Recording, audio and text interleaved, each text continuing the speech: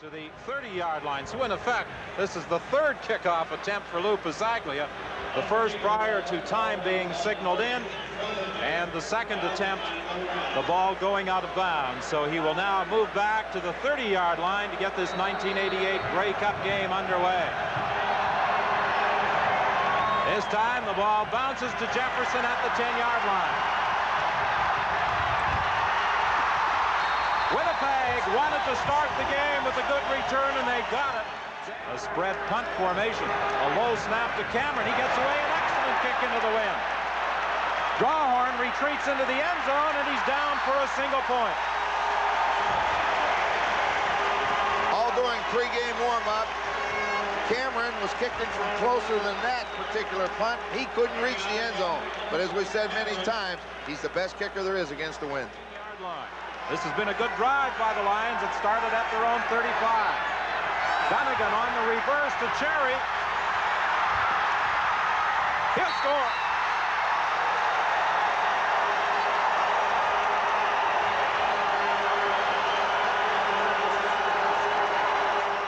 And 17, Winnipeg. The Bombers at their own 24-yard line.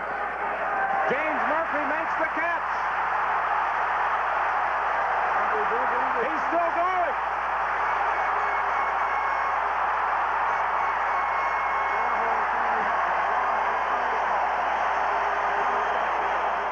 Two-yard field goal attempt by Trevor Kennard. Remember, he is kicking into that strong wind. This one is good.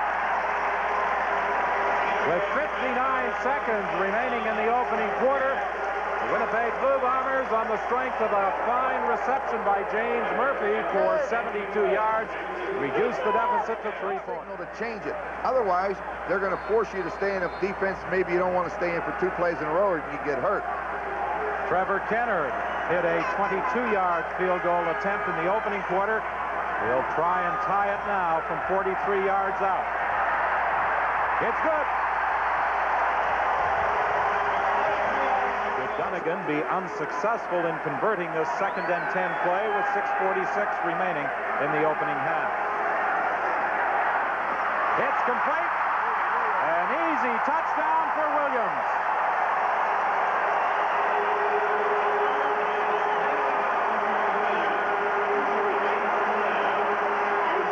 Lead by 7, and we'll be back with the BC kickoff. Had been deflected. Yeah, now the ball is on the ground. He doesn't have it. You don't come in and hit him after that, and a referee called him. Good call. James Murphy, he'll score.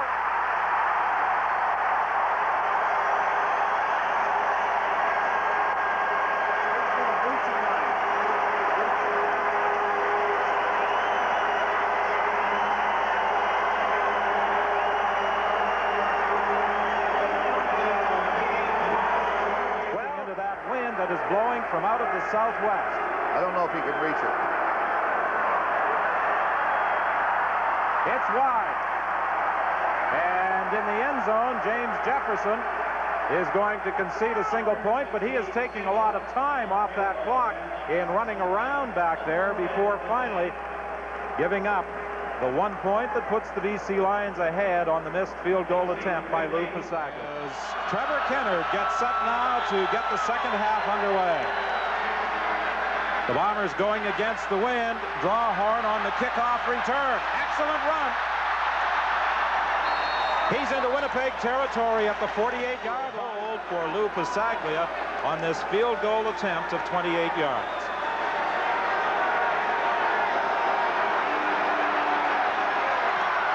Rod Hill again trying to block it.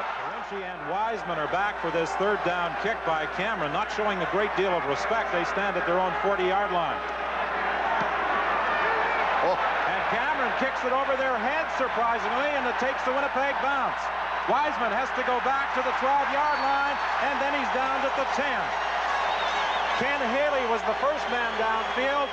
Leon, BC Lions are going for it. This could be a very big play right here. Dunigan keeps. He's not going to make it.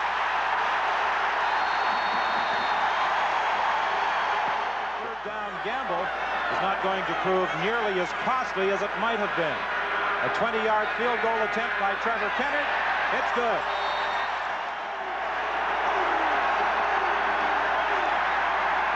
Dunigan throwing deep down the sidelines. It's intercepted by Rod Hill.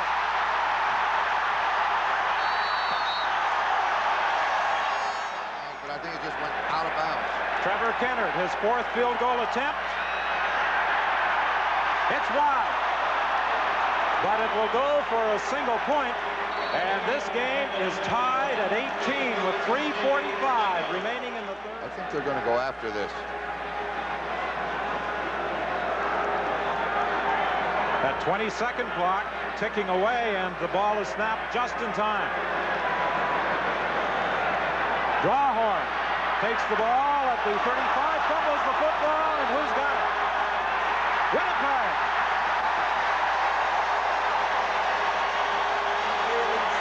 They've self-destructed just about. The last 3 possessions we saw a block punt, or a block field goal, an interception, and a lost ball and downs. Now a fumble. They're hurting themselves anytime ever. Now is the time with 3 minutes left. Well, Winnipeg was able to block a Lou Pasaglia field goal in the 3rd quarter. Kennard is able to put his foot on this one, and Winnipeg takes the lead. Well, he's extremely accurate from in that range anyway. You're either going to block it or he's going to make it. Don't take themselves out of the chance to kick this field goal. 1:45 on the clock. Here we go. So this is the 2nd down play. Dunigan looking into the end zone. It's deflected. Intercepted by Winnipeg's Michael Gray.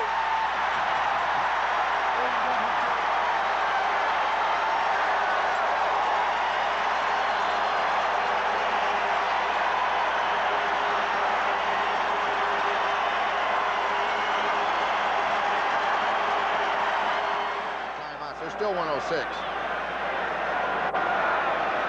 Well, let's see what the Winnipeg Blue Bombers had planned. Yes, Cameron is going to concede that safety touch. And he's going to take some time off the clock before he does it. As a matter of fact, he runs partway up the stands at that south end of Lansdown Park, or west end of Lansdown Park. And 58 seconds remain, so it's a 22-21 ball game, and the Winnipeg Blue Bombers will kick off. Nice shot at that one. But this is it right now. It's now or never.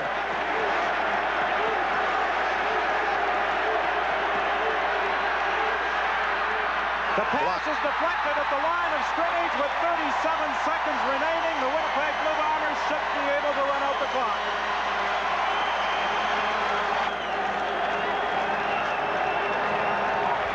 Well, I think one of the happiest people in our viewing audience today resides out in the Okanagan Valley.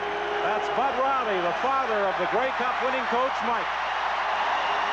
And this ball game is over. The Winnipeg Blue Bombers, the underdogs as they were last Sunday, have come through with a 22-21 Grey Cup victory.